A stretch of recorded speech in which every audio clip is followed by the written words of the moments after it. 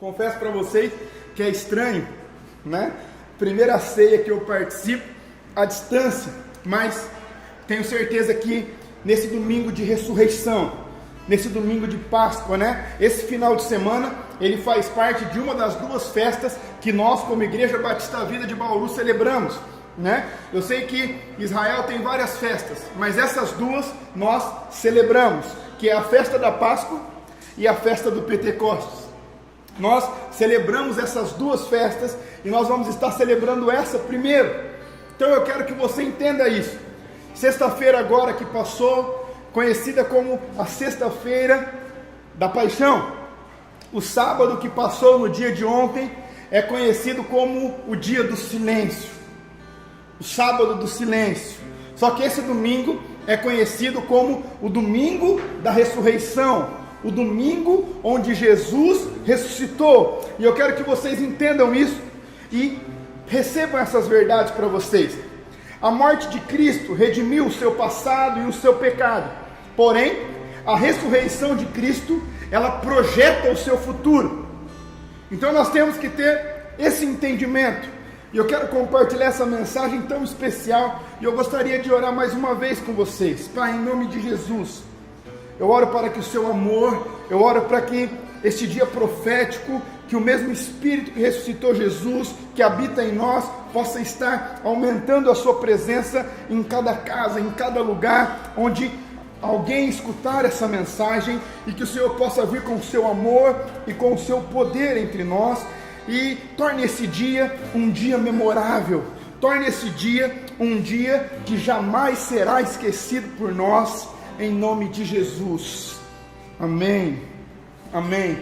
Então, abra sua Bíblia lá em Êxodo, capítulo 12, verso 13, a palavra de Deus diz assim: o sangue será o sinal, para indicar as casas em que vocês estiverem.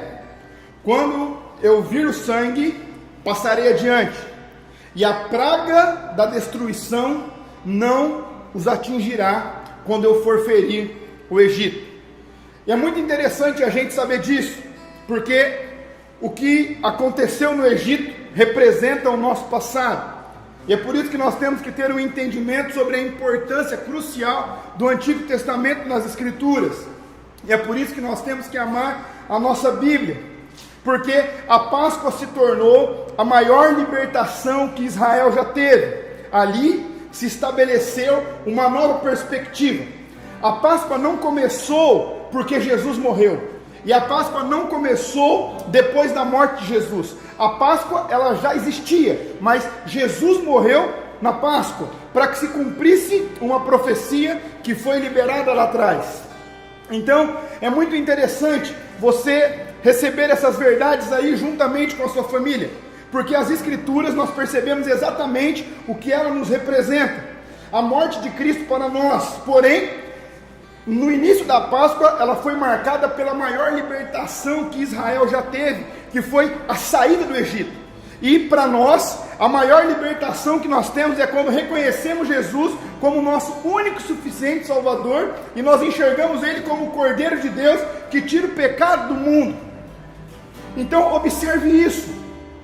Nós estamos em um final de semana profético, em dias que nós temos sido atormentados, que nós estamos ficando agoniados, que nós estamos ficando perplexos, que nós estamos ficando desestabilizados muitas vezes, mas é por isso que eu quero chamar a sua atenção para o que está acontecendo aqui.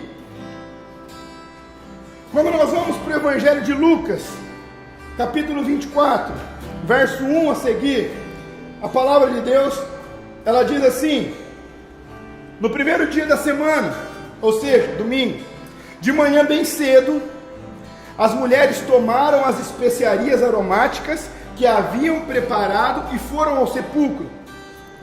Encontraram a pedra removida, mas quando elas entraram, elas não encontraram o corpo de Jesus, e elas ficaram perplexas, sem saber o que fazer. De repente, 2 homens com as roupas que brilhavam como a luz do sol colocaram-se ao lado delas, e amedrontadas as mulheres baixaram o rosto para o chão, e os homens lhe disseram: por que vocês procuram entre os mortos aquele que vive? Receba essa verdade na sua vida. Por que você procura entre os mortos aquele que vive? Ele não está aqui, porque ele ressuscitou. Lembre-se do que eles lhe disse quando ainda estavam na Galileia. Queridos, preste atenção. Preste atenção. Olha para a pessoa que está do seu lado e diga para ela assim: Jesus venceu aqui. Jesus venceu aqui. Esse é um momento, ao meu ver, mais lindo do Evangelho, porque para alguns, só que é nesse momento, é nesse dia, é nesse domingo de Páscoa, onde o Espírito de Deus, que ressuscitou Jesus dentre os mortos, habita em nós, se move entre nós hoje.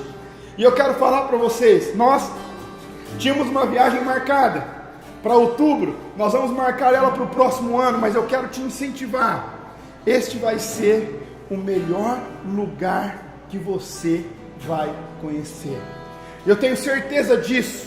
Então, nós vamos nos programar para que a gente possa fazer essa viagem junto.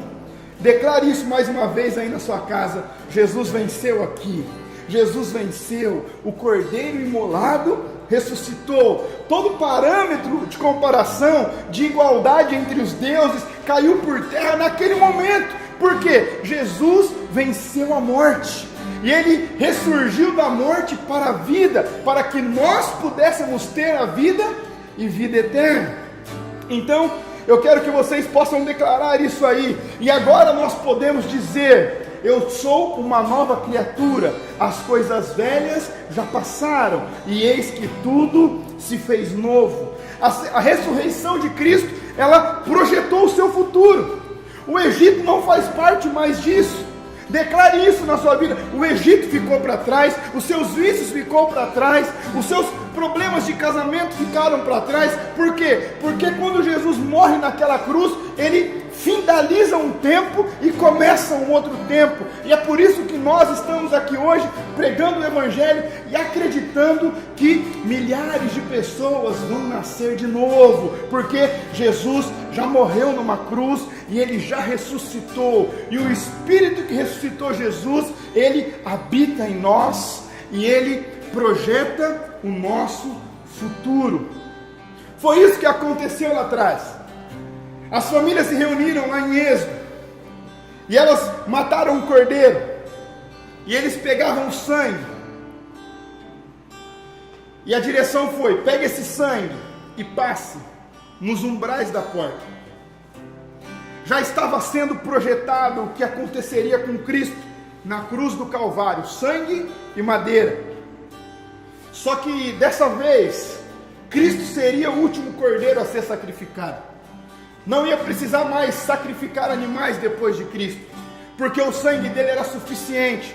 O sangue dele era mais do que suficiente para que nós tivéssemos a liberdade. Então, eu quero que você entenda isso. Jesus foi o último sacrifício. Jesus, ele foi o último cordeiro imolado. Ele é o Cordeiro de Deus que tira o pecado do mundo.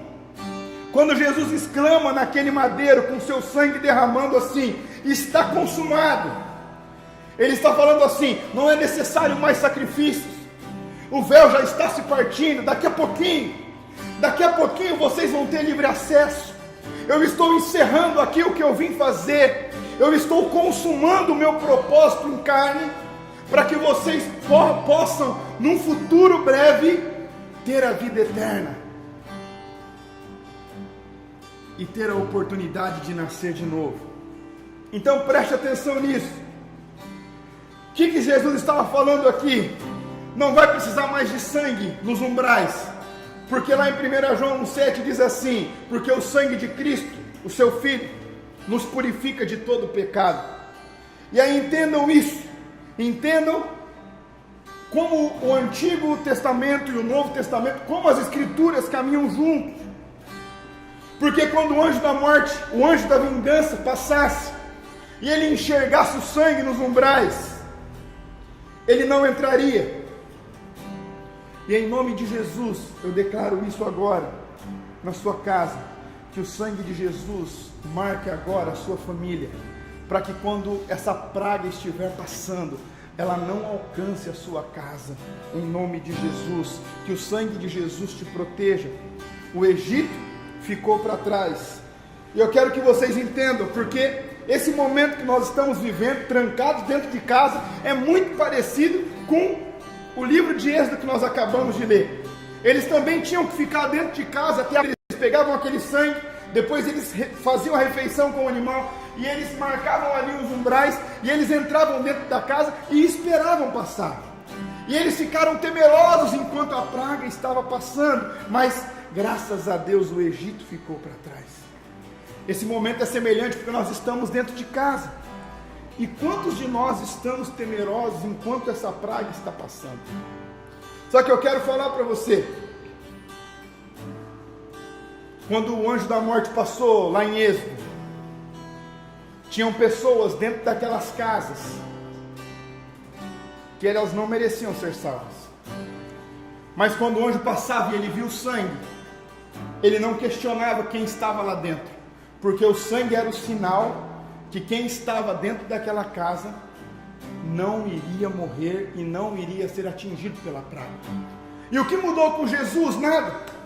Nós não merecemos a salvação, mas quando o sangue de Jesus nos lava, nos purifica e nos redime de todo passado, de todo pecado, o nosso passado, os nossos vícios, os nossos problemas de casamento, os nossos problemas com os nossos filhos, os nossos vícios, os nossos problemas pessoais, a nossa falta de domínio próprio, ela é lavada, purificada e redimida pelo sangue de Jesus. Não que nós merecemos, porque lá em Êxodo tinha muitos que também não mereciam, talvez ninguém merecesse, mas o sangue era o sinal que quando o anjo da morte passasse, onde estivesse o sangue, ele não poderia tocar. Então eu quero falar para você que há poder no nome de Jesus, e há poder no sangue de Jesus, e eu quero que vocês entendam isso, vocês que estão temerosos. O Espírito que ressuscitou Jesus dentre os mortos, ele está habitando em você. E eu quero profetizar na sua vida agora, eu quero profetizar na sua família a ressurreição dos seus sonhos, para que você não deixe eles morrerem, a ressurreição dos seus projetos, da sua família, das suas finanças, o seu relacionamento com os seus filhos. Ei, preste atenção, o Espírito que ressuscitou Jesus dentre os mortos habita dentro de nós, mas você precisa escolher o lado que você quer ficar. Você precisa escolher no passado com o Egito, ou a ressurreição que nos leva a Canaã celestial. Olha que interessante, quando eles saem do Egito, eles saem para chegar na nova Canaã terrena, só que a morte de Jesus, ela nos abre um portal, para que a gente alcance a nova Canaã, só que aí não mais terrena, a celestial. Ela abre a porta para que esse mundo vindouro, passageiro, não seja para nós o fim, mas apenas uma parte, porque a nossa eternidade está garantida com Cristo Jesus. Eu quero que vocês entendam isso. Basta uma referência para considerarmos possível o que era impossível.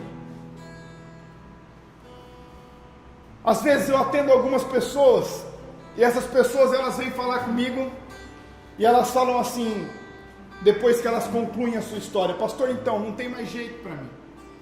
Na verdade, quando muitos vêm falar, eles só vêm para se comunicar, para que eles tenham um álibi para o fracasso deles, para que eles consigam sustentar o fracasso e a vergonha de ter fracassado em um álibi fajuto, porque eles não aceitam o sacrifício de Jesus sendo suficiente para eles. E aí nós temos que ter esse entendimento. Eu ou você não achar suficiente, não crermos no sacrifício de Jesus, não muda o sacrifício dele, nem o amor dele pela humanidade. Só muda você relacionado a isso. Porque a palavra de Deus diz assim, que Deus mandou o seu Filho unigênito, para que todo aquele que nele crê não pereça, mas tenha a vida eterna. Todo aquele que nele crê, ou seja, se nós não crermos, não vamos mudar o sacrifício, nem o amor de Jesus pela humanidade, simplesmente não vamos fazer parte disso, nós vamos optar em ficarmos no nosso passado, aprisionados. E por que eu estou falando isso para vocês? Porque o que acontece quando eu exponho minha vida a Cristo, Ele pode e quer mudar qualquer situação. Essa verdade precisa entrar dentro de você. Não existe mais nada que possa te aprisionar. Tire esse sentimento de Hades de dentro de você. O que significa Hades? O cemitério. Esse sentimento de luto dentro de você, esse sentimento de medo de dentro de você, de pavor de dentro de você, de luto. Por quê? Porque o que significa a sexta da paixão? O sábado do silêncio e o domingo da ressurreição. Significa que tudo que estava em silêncio, tudo que estava em caos, tudo que estava em trevas no sábado, Jesus, Ele vem, ressurge dentre os mortos. Não procurem mais entre os mortos aquele que vive. Por que você procura entre os mortos aquele que vive? O impossível existe até Cristo agir na sua vida. A fornalha não queimar ninguém não existia, era impossível, até Cristo agir na vida de Sadraque, Mesaque e Abidnego. Um homem sendo jogado na cova dos leões, em leões famintos, não ser devorado por um período inteiro, não existia, era impossível, até Cristo agir na vida dele. Um mar inteiro abrir, para uma nação toda atravessar a seco, era impossível acontecer, até Deus agir em favor daquele povo. Um cesto pequeno de pães e peixinhos alimentar uma multidão é impossível, até Cristo agir multiplicando aquela comida. Um câncer não tem cura, até que Cristo venha agir na sua vida. Um casamento não tem mais jeito, até Cristo renovar o vinho e trazer vinho novo para o seu casamento. Eu não consigo me libertar, até Cristo chegar e quebrar as correntes que te aprisionam. Eu não consigo mais perdoar, até Cristo chegar e te amar com amor ágape, com amor incondicional, que te constrange e faz com que as cicatrizes do passado não impeçam você de viver o futuro. Esse amor faz com que o Egito seja o seu passado, mas a ressurreição de Cristo projeta o seu futuro. E eu quero declarar para vocês nesse domingo da ressurreição que o Espírito Santo de Deus, ele vai invadir a sua casa neste momento. O amor de Deus, o poder de Deus, ele vai invadir a sua família neste momento, porque eu quero te apresentar alguém que venceu. Olha para a pessoa que está do seu lado, do mesmo jeito que Jesus venceu ali, quando Ele ressuscita, Ele é ressuscitado pelo Espírito de Deus dentre os mortos, ali Ele vence, e ali essa é a frase que mais me chama a atenção: por que vocês procuram entre os mortos aquele que vive?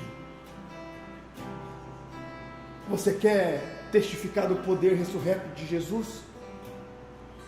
Olha para a pessoa que está do seu lado e fala assim para ela: Jesus venceu aqui. Jesus venceu aqui. Eu era uma pessoa improvável. Fale um pouquinho do seu testemunho para essa pessoa da sua família aí. Relembre ela de onde Jesus te tirou.